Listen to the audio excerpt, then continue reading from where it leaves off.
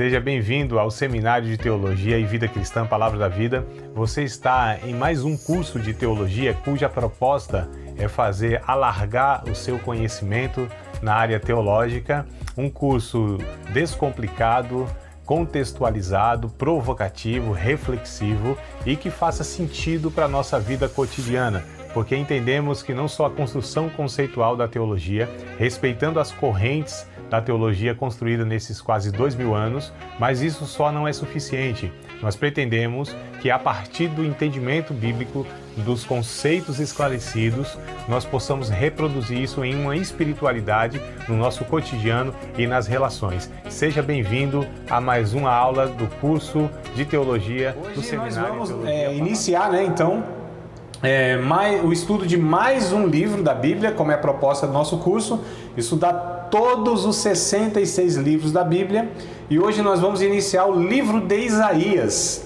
tá? O livro de Isaías. Então abram aí a Bíblia de vocês, no livro de Isaías, e as anotações, caderninho aí, lápis na mão, para vocês, à medida que eu for falando aqui, expondo, vocês anotem aí, tá à vontade. Tem mais uma aluna aqui, vindo também para assistir com a gente. Eu não estou identificando quem é, não sei se é convidada. Como a gente abriu hoje aí para os irmãos convidarem, eu não estou identificando. Se quiser falar o nome aí, quem é, eu não estou identificando. Tá aqui Laís Nathani, é isso mesmo? Laís, minha amada? Não sei se está me ouvindo aí, está também o áudio está chegando aí, mas tem um aqui só. Convidei. É uma Mônica.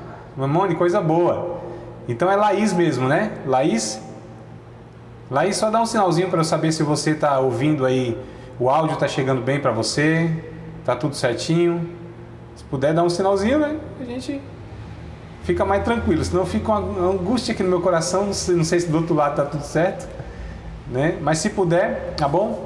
Vamos lá, enquanto vai se ajeitando lá, mas seja bem-vinda, viu, Laís? Fique à vontade aí, interaja, pergunte, tá bom? E se puder depois dar um retorno aí para saber se está tudo certinho aí, está chegando a nossa voz, nosso áudio, só para a gente te auxiliar aí se for necessário. Tá tudo certo, minha amada? Consegue me ouvir? Irmã Laís, tá tudo certinho? Consegue me ouvir? Faça assim, um sinalzinho assim, um like. Mesmo que se não tá gostando ainda, faz um like assim, Não tá conectando aqui ainda o áudio, Isso, não foi. Continuação. Bom, o livro de Isaías, Esse livro, ele faz parte do que nós chamamos na teologia de profetas maiores. Profetas maiores porque eles têm, Quais são os profetas maiores? Isaías, Jeremias, Ezequiel e Daniel. Então são 4 profetas maiores, tá? Isaías é o primeiro, depois vem Jeremias, Ezequiel e Daniel, na ordem que está aqui na nossa Bíblia, Profetas maiores porque o conteúdo deles, é mais volumoso em relação aos outros. Por exemplo, a gente tem depois, Oséias, Joel, Amós, Naum, Obadias e tal. Todos os outros são os profetas menores, são 12, se não me falha a memória, dos menores, porque eles têm aí um conteúdo menor de escrita, tá bom? Não é porque esses aqui são mais importantes e o outro são menos importantes, não é esse critério. O critério é o volume mesmo.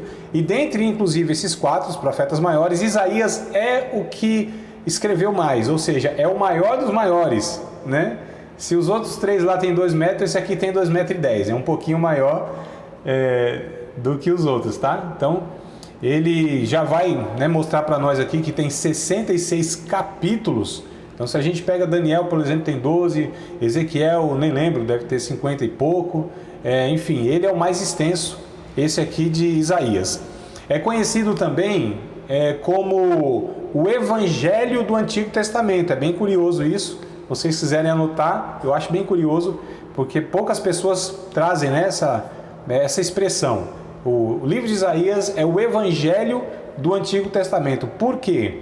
Porque ele vai trazer mais informações a respeito de Jesus, do Messias. Nós vamos ver isso aqui daqui um pouquinho. Então, ele é aquele que traz mais informações sobre Messias. Mãe de Leusa também já está conectada com a gente ali, coisa boa. Vamos lá, a gente sempre quando vai, né, eu sempre vou repetindo isso porque tem alunos novos, então a gente sempre vai trazendo aí as mesmas informações para aqueles que já têm um tempo participando com a gente, né? A gente estrutura esses livros, toda vez que a gente começa a estudar um livro, a gente fala quem escreveu, quando escreveu, por que escreveu, né? É quase que um padrãozinho aí que a gente adotou, tá? Então, quem é o autor desse livro? Quem escreveu? É o profeta Isaías, tá? O profeta Isaías é o escritor dele, então leva o nome dele e ele mesmo é o autor. O que ele escreveu, né? Ele advertiu sobre o juízo de Deus. Então ele escreve sobre o juízo de Deus. Ele adverte o povo ali de Israel, mais especificamente o reino chamado Reino do Sul, que constituía as duas tribos, Judá e Benjamim. Então ele profetiza, né, especificamente ali para o Reino do Sul, não que ele não fale, não que a sua mensagem não tenha também, né, um objetivo de falar com todo Israel, que também era o povo de Deus, que é o Reino do Norte, as 10 tribos. Isso aí veio da divisão lá desde depois de Salomão, né? Até Salomão, Davi e Salomão era chamado Reino Unido, onde as tribos eram todas unidas, só havia um governante, um rei, então Saul, Davi e Salomão. Depois disso elas se dividem, e aí fica Reino do Sul com 2 tribos e Reino do Norte com as 10 tribos, né? Uma é conhecida como o Israel e a outra é conhecida como Judá, né? Que tem a sua sede em Jerusalém. Então só para a gente entender aí a geografia e a história que a gente veio caminhando, né? E aí então ele fala sobre o juízo de Deus para esse povo, que era o povo de Deus. Onde ele está, como eu já falei, no Reino do Sul, lá o povo de Judá. Quando ele escreve isso, é importante a data, tá bom? Porque a gente vai, inclusive, a partir, né, dessa data, entender como que Israel foi para o cativeiro e os outros livros seguintes. Então, essas datas elas são importantes para a gente entender. Qual foi o período que ele escreve? Mais ou menos os anos 740, tá? Entre os anos 740 e 690. Se você quiser assim colocar um para fixar na mente, ano 700 antes de Cristo. Então no ano 700 antes de Cristo, o Isaías, ele escreve esse livro, tá? Olha só. Então 700 anos antes de Jesus vir, né, ele falou sobre o Messias. E a gente vai ver aqui que ele contou detalhes, irmãos. Olha que coisa curiosa. Isso sim é profecia de Deus, né? 700 anos antes não existia o Império Romano, por exemplo, não existia o Império Grego, não existia o Império Medos e os persas. Então olha só, uma coisa é você falar daqui 1 ano, 2 anos, você tem uma previsão, né, razoável, mas você dá nome a pessoas, a nações que nem existem ainda. Então a gente percebe que é o próprio Deus, né, conduzindo a história, Senhor da história e soberano em tudo isso. Por que ele escreve, né? Qual o motivo? Para transmitir, na verdade, a esperança associada à vinda do Messias, que conquistaria a salvação, né, para os indivíduos e para todo mundo. Então ele escreve por isso, tá? Embora a mensagem é de juízo para o povo, mas a gente vai ver aqui que tem o juízo, tem a redenção e tem a restauração, tudo isso no livro de Isaías, né? É o livro mais, é chamado o livro, o profeta messiânico, né? O profeta evangélico, o profeta então que traz aí mais detalhes, como eu disse, tá? O nome do profeta tem um significado, né? Que é Deus é salvação. O nome Isaías no hebraico quer dizer Deus é salvação, bem parecido com Josué e o próprio Jesus, né? Então são nomes que têm um significado muito semelhante. Josué e Yehoshua, Isaías também, né, tem um significado mesmo de Josué, que também é o mesmo significado do nome de Jesus. O Senhor salva, Deus salva, né? Esse seria o sentido aí. Então o nome do profeta significa Deus é salvação. Nenhum outro profeta do Antigo Testamento descreve assim tão claramente, né, a intenção firme de Deus de salvar o seu povo, nem descreve mais detalhadamente o Salvador que havia de vir. Então nenhum outro, você pode pegar todos os outros profetas e escritores de todo o Antigo Testamento, nenhum deles traz tanto detalhe, nenhum deles fala tão claramente a respeito do desejo de Deus, do projeto, do plano de Deus para salvar o seu povo. Então é Isaías que vem trazendo isso com maior revelação, com maior clareza em todo o Antigo Testamento. Só para a gente entender a importância, irmãos, desse livro aqui, né, que a gente vai começar a estudar. E aí eu anotei algumas curiosidades aqui também, tá? Como eu já disse, né, a Bíblia, o livro de Isaías, melhor dizendo, é chamado de mini-bíblia, né? Por que a gente fala isso? Porque a Bíblia tem 66 livros, né? O livro de Isaías tem 66 capítulos, é uma curiosidade, tá bom?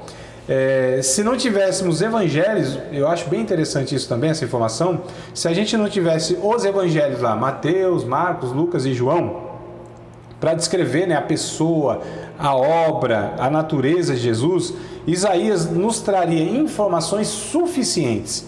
Se nós não tivéssemos evangelhos, que é quem conta, né, a obra de Jesus, a natureza de Jesus, o livro de Isaías já seria suficiente. A gente vai ver aqui, ó. Por exemplo, capítulo 7, verso 14. Eu vou pegar aqui alguns textos do livro, tá? Começando pelo capítulo 7, verso 14. Olha a informação, o que ele fala, o que ele traz pra gente, né? 7 e 14. Eu falei para vocês abrir no livro de Isaías e o meu aqui está no Novo Testamento. É que eu acho que eu folhei alguma coisa aqui e escapuliu para o Novo Testamento. Mas vamos lá. Isaías 7 e 14. Aliás, muito famoso, né? Esses textos. Diz assim, ó. Portanto, o mesmo Senhor vos dará um sinal. Eis que uma virgem conceberá e dará à luz um filho. E será o seu nome Emanuel, que quer dizer Deus conosco. Vamos lá para Mateus, capítulo de número 1, verso 23. Olha que coisa interessante. A gente vê o cumprimento, né? 700 anos depois, a gente vê o cumprimento, então, e o Mateus é quem vai registrar, né, esse cumprimento, essa profecia de Isaías. Ó, Mateus 1, 23 diz assim: eis que a virgem conceberá e dará à luz um filho, e ele será chamado pelo nome de Emanuel. E ele traduz aqui, Emanuel, traduzido é Deus conosco. Então olha que coisa interessante, Isaías já vem falando então aqui que Jesus seria o Deus, Jesus seria Deus, olha só, o Messias seria Deus. Quando a gente vê o Novo Testamento, que muitas vezes os judeus, eles se escandalizam lá, né, na declaração de Jesus, falando que ele também era igual ao Pai, ou seja, ele também era Deus, e eles rejeitam, é porque eles não deram atenção à profecia do Antigo Testamento de Isaías, que está dizendo que Deus enviaria, né, o seu Filho, e ele mesmo seria Deus conosco, né? E ele nasceria de uma virgem. Isso também, né, irmãos, é algo muito significativo, visto que ninguém nasce de uma virgem, né? Fica complicado. Pode falar, David, pode perguntar, meu irmão. Ô, pastor, você citou Mateus aí, qual que foi o livro, o capítulo, né? Capítulo do Chico? Capítulo 1, verso 23. Mateus 1 e 23. Né? Que é, assim, quase que exatamente a repetição do Isaías 7,14, né? Mateus 1 e 23. Tranquilo? Só anota aí, depois você lê. Vamos lá, Isaías 9, capítulo 9. Olha que coisa interessante. Versículos de número 6. Vamos direto no 6, né? Depois a gente, inclusive, vai voltar nesses capítulos aqui para abordar outras coisas, tá? Só estou trazendo para vocês aqui essas informações que Isaías traz para nós, especificamente a respeito do Messias, né? Messias, só para a gente lembrar que no hebraico, né, quer dizer o ungido, o enviado, que é o mesmo significado do que a palavra no grego, no Novo Testamento, de Cristo. Então, a diferença é essa. Cristo é grego e Messias, ele é hebraico, né? Então, Cristo quer dizer também a mesma coisa, o ungido, o enviado, tá? Então, capítulo 9, verso 6. Porque um menino nos nasceu, um filho se nos deu, olha que coisa interessante. E o principado está sobre os seus ombros, e o seu nome será maravilhoso, conselheiro, Deus forte, Pai da eternidade e príncipe da paz. Então, olha só, outra característica a respeito do Messias, de Jesus. Quando a gente vai para o Novo Testamento, em Lucas capítulo 2, versículo de número 11, olha só que a gente está trazendo sempre aqui a profecia e o cumprimento dela, né? Então, Lucas 2, versículo de número 11, o cumprimento da profecia de Isaías. Aqui nos mostra outra coisa também, né, irmãos?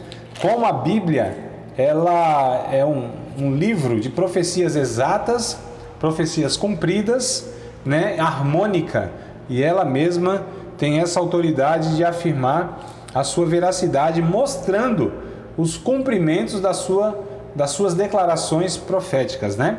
Não é como esses profetas de hoje que falam dia 30 de março vai acontecer não sei o que, não acontece nada. E hoje é dia 31, hein? Talvez alguns irmãos não saibam o que eu estou falando, mas como uma dessas pataquadas que já vem há muito tempo, né, nas redes sociais e tal, e o povo parece que fica ainda apavorado com essas bobagens, né?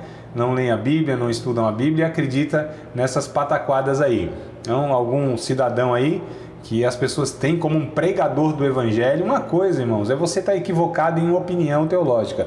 Outra coisa é você falar besteiras intencionalmente, né? E ainda depois tentar justificar o que fez, falando em nome de Deus, querendo de repente se colocar como um profeta que Deus está usando para declarar algumas coisas e não acontece. Jesus disse, aliás, o Antigo Testamento, né, Moisés, ele disse assim, olha, quer saber quem é profeta de Deus e quem não é? Porque perguntaram, Moisés, como a gente sabe, né, que a pessoa está falando em nome de Deus? Moisés disse, ó, fique tranquilo, de boa, isso aqui é uma versão minha, tá? Não tem essas palavras não, mas é uma versão minha. Fique de boa, tranquilo, deixa ele profetizar à vontade. Se cumpriu, é profeta. Se não se cumpriu, não é profeta, segue a vida. Pronto, é isso. Tá vendo como é simples as coisas, né, irmão? As pessoas às vezes se apavoram toda e tal. E como que eu sei que essa pessoa está falando em nome de Deus? Bom, primeiro analisa o conteúdo. Se o que está falando de fato tem coerência com os ensinos, né, bíblico, aquilo que a Bíblia já ensina, porque Deus não usará ninguém para falar nada a respeito daquilo que Ele já falou através das Escrituras, tá certo? Isso é um ponto, é um critério, é algo básico. Então, a pessoa falou alguma coisa, precisa avaliar o conteúdo e ver, opa, será que isso aqui contra essa fala, né? Esse conteúdo, ele vai estar contrariando o que a Bíblia ensina, é por isso que a gente precisa conhecer a Bíblia, né? Senão você não tem esse parâmetro para comparar, você não tem referência nenhuma, né? Mas enfim, e aí depois a gente até entra, quem sabe em uma outra oportunidade, para estar trazendo, né, esses critérios e como que a gente faz. Algum livro aqui vai dar ocasião para a gente falar sobre isso, tá? Mas vamos voltar em Lucas só para falar do cumprimento aqui, né? Do capítulo 9, verso 6, o Lucas capítulo 2, versículo de número 11, olha só o que está escrito. Pois na cidade de Davi vos nasceu hoje o Salvador, que é Cristo o Senhor. Então, Lucas capítulo 2, verso 11, é o cumprimento desse Isaías capítulo 9, versículo número 6. Capítulo 11 de Isaías, vamos voltar para Isaías. Eu ainda vou ficar fazendo esse ida e volta, né? Antigo Testamento, Novo Testamento, depois a gente mergulha aqui no Isaías de vez, tá bom? De cabeça. Então, capítulo 11 de Isaías, verso 1 em diante, né? Isaías vai falar sobre a plenitude do Espírito Santo que repousaria sobre o Messias. Diz assim, ó, 11 de Isaías, verso 1 e 2. Porque brotará um rebento do tronco de Jessé e das suas raízes um renovo frutificará. É interessante aqui, né, quando ele diz assim, um rebento do tronco de Jessé, quer dizer, seria a geração, a linhagem, né, da geração de Jessé. Tá certo? Que é o pai de Davi. Então ele já dá a letra aqui, já dá a dica. Vai vir da tribo de Judá, né? Oi? Alguém falou? Oi, Douglas, estou te ouvindo, meu irmão. Douglas, quer perguntar alguma coisa? Acho que eu vi um áudio aqui. Não. Ah, tranquilo, tudo bem, meu irmão. Então vamos lá. Então o Isaías já fala que o Messias viria da tribo de Judá, né? Seria a linhagem aí de Davi. Tá? É bem interessante. Quando ele usa a palavra aqui, renovo, né? No Antigo Testamento, é a palavra netzer. Essa palavra netzer, ela vai ter uma evolução e vai se tornar a palavra Nazaré. Olha que coisa curiosa, né? Então, ele viria e seria o Nazareno, chamado o Nazareno, né? Então, olha outra curiosidade aqui. Verso 2: repousará sobre ele o Espírito do Senhor, o Espírito de sabedoria, o Espírito de inteligência, o Espírito de conselho, o Espírito de fortaleza, o Espírito de conhecimento, o Espírito e de temor do Senhor. São 7 aspectos, 7 características do Espírito de Deus. Ou seja, o número 7, né, muitas vezes na Bíblia tem o sentido de completude, de perfeição, de plenitude. Então, a plenitude do Espírito de Deus repousaria sobre a vida do Messias. A gente, inclusive, vai ver isso aqui no livro do Isaías um pouquinho mais para frente. Vamos dar um salto para o capítulo 42. 42 de Isaías. Vamos lá. 42 de Isaías, versículos de número 1 em diante, né? O Isaías vai falar de Jesus como servo de Yahvé, o servo de Deus. Olha só, versículo de número 1, versículo de número 2, pelo menos esses dois eu vou ler aqui, mas todo o capítulo vai falando sobre essa realidade que o Messias seria o servo de Yahvé. Eis aqui o meu servo, a quem sustenho, o meu eleito, em quem se compraz a minha alma, produzirá... se compraz minha alma, pus o meu espírito sobre ele, juízo produzirá entre gentios. Não clamará, não se exaltará, nem fará ouvir a sua voz na praça. Verso 3. A cana trilhada não quebrará, nem apagará o pavio que fumega. Em verdade produzirá o juízo. Né? E o evangelista também, Mateus, o Lucas, se não me falha a memória, também vai falar desse texto aqui, quando Jesus ele sai, né, lá da sinagoga, ele é batizado por João ou Batista, ele sai lá do batismo, vai até a sinagoga e ele fala sobre aí esse texto daqui de Isaías, né? Ele diz: não vou trilhar a cana quebrada, não vou apagar o pavio que fumega. Olha aqui, bem interessante essa passagem também. Então a gente percebe, amados, Isaías falando de características aqui do Messias, tá? Não seria aquele... Quantas vezes Jesus curou alguém e disse para essa pessoa: não fala isso para ninguém, né? Vai lá, se mostra ao sumo sacerdote, faz o que a lei manda, tal, não fala nada.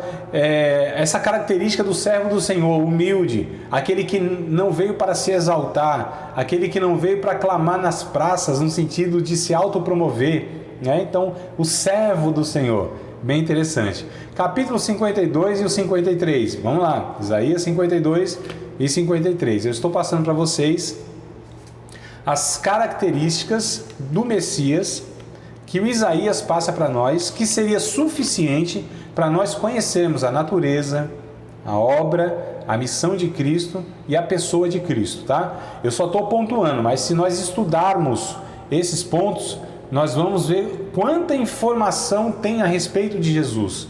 Os detalhes mesmo, né? Eu só estou pontuando aqui, falando, irmão, esse capítulo fala isso, esse capítulo fala isso, versículo assim, mas se nós estudarmos todo o contexto, né, que o texto aqui está inserido, a gente vai ver quanto detalhe tem, tá? Por exemplo, o capítulo 52 e 53, não vou ler, né? Os dois, nós gastaríamos, não perderíamos, né? Mas nós gastaríamos bastante tempo.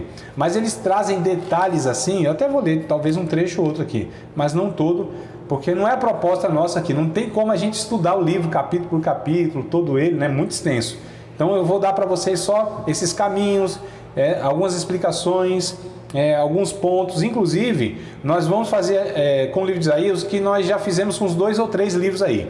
A gente não só estuda ele numa perspectiva, a gente estuda todo ele numa abordagem. Acabamos o livro, a gente volta de novo para estudar o mesmo livro com outra abordagem, né? Então o livro de Isaías nós vamos fazer também assim, tá? Isso enriquece muito porque são maneiras, a gente, né, vê que tem maneiras diferentes de estudar um mesmo livro. A gente consegue abordá-lo, né, de outras maneiras, enfatizando, só para a gente entender que, irmãos, estudar a Bíblia, os livros e a Bíblia em si, a gente percebe que é uma fonte que parece que não para de jorrar, né? Parece que é tanta informação que nunca acaba. E é interessante isso, porque nós estudaremos o resto das nossas vidas a Bíblia. E me parece que sempre a gente tem contato com ela e fala: nossa, não tinha percebido esse detalhe. E às vezes é o detalhe que vai fazer toda a diferença para uma compreensão né? Quantas vezes a gente não ouviu uma mensagem de alguém pregando, fala, não é possível, eu já li esse texto aqui umas 200 vezes e eu nunca pensei dessa maneira, eu nunca tive essa informação. Ou André, já estudei esse livro aqui um monte de vezes, já escutei pregação, mas nunca ouvi isso, nunca ouvi aquilo. Então, às vezes os detalhes é que vai, como chaves, né? Vão abrindo assim as portas e a compreensão. Então, os capítulos 52 e 53 são os capítulos que mais descrevem Jesus crucificado. Então, se o livro de Isaías ele traz mais detalhes sobre o Messias, esses capítulos 52 e 53, todos os dois capítulos trazem detalhes, mas olha, detalhes assim, ó. Vou pegar só um trechozinho aqui do final do 52, só para vocês entenderem. Então, Isaías 52, verso 13, 14 e 15. Bora lá acompanhar aí. Embora a versão de vocês possa ser diferente, mas acho que dá para a gente fazer a leitura juntos, né? Juntos que eu digo assim, eu leio e vocês comparam aí, tá? Isaías 52, verso 13, 14 e 15. Eis que o meu servo operará com prudência, será engrandecido e elevado e muito sublime.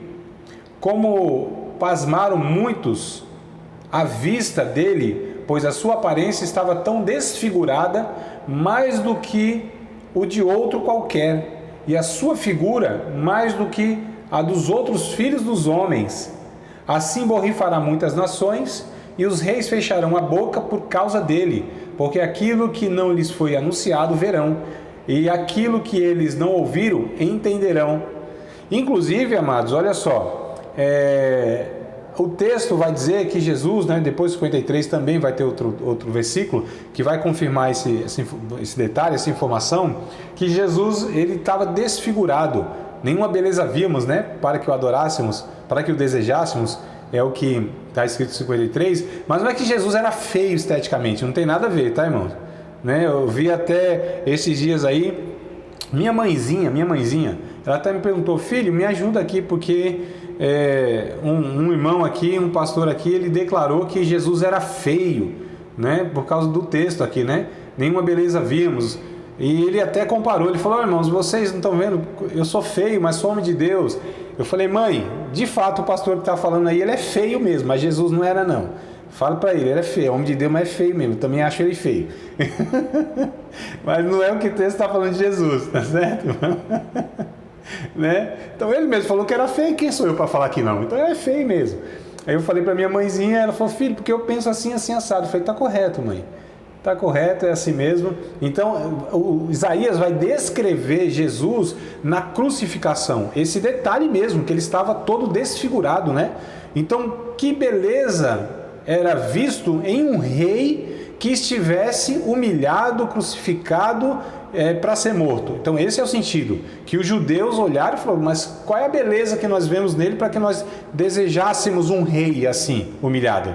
Né? Mas não é uma questão estética apenas, mas é a condição humilhada que Jesus estava na cruz do Calvário, e o Isaías ele descreve, vamos continuar lendo aqui no 53, só para a gente ver que riqueza de detalhe nós temos aqui, ó. 53.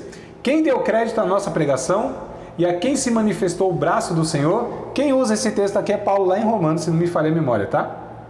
O verso 1, verso 2. Porque foi subindo como um renovo perante ele, e como raiz de uma terra seca, não tinha parecer nem formosura. E olhando nós para ele, nenhuma beleza víamos para que o desejássemos. Era desprezado, o mais indigno entre os homens, homens de dores, experimentado nos trabalhos, e como de quem os homens escondiam o rosto, era desprezado, e não fizemos dele caso algum. Olha que coisa interessante. A descrição aqui que Isaías dá do Messias, que seria de fato um homem humilde, sofrido na vida. Eu não sei se vocês sabem, mas Jesus, ele tinha um ofício de pedreiro, tá certo, irmão? De pedreiro. Alguns pensam assim, mas ele não era carpinteiro? Ele não construía móveis? Não, a palavra lá, inclusive, no original, né? Lá no grego, no Novo Testamento, que vai dizer, né? Jesus que era filho do carpinteiro, e aí se entende por toda a cultura que o filho mais velho, inclusive, herdava a profissão do pai, que José era carpinteiro de fato também, e Jesus herdou essa profissão, E ele trabalhou até os 30 anos lá, depois dos 30 anos, que ele começou a ser então esse pregador, esse ensinador, né, que ia saindo por cidade em cidade. Mas até 30 anos Jesus não pregou, com exceção lá quando ele tinha 12 anos, tá? Tirando lá, quando ele tinha 12 anos lá, que se perdeu dos pais, ali ele trouxe uma mensagem para os rabinos ali, né? Para os líderes ali que estavam o ouvindo, com 12 anos. Mas fora isso, Jesus teve a sua vida, entre aspas, normal, no sentido de que ele passou pelas etapas da vida, infância, juventude, hoje nós chamamos de adolescência, né? Nem se tratava dessa forma antes, mas Jesus passou por essas etapas da vida normal, teve que aprender a andar, a falar, a escrever e tudo mais, como um menino judeu, tá? Então ele teve, Lucas capítulo 2, verso 52, inclusive é o que diz isso, né? Jesus crescia em estatura, em conhecimento, em graça para com Deus e para com os homens. Então, fisicamente, biologicamente, Jesus foi como um ser humano qualquer.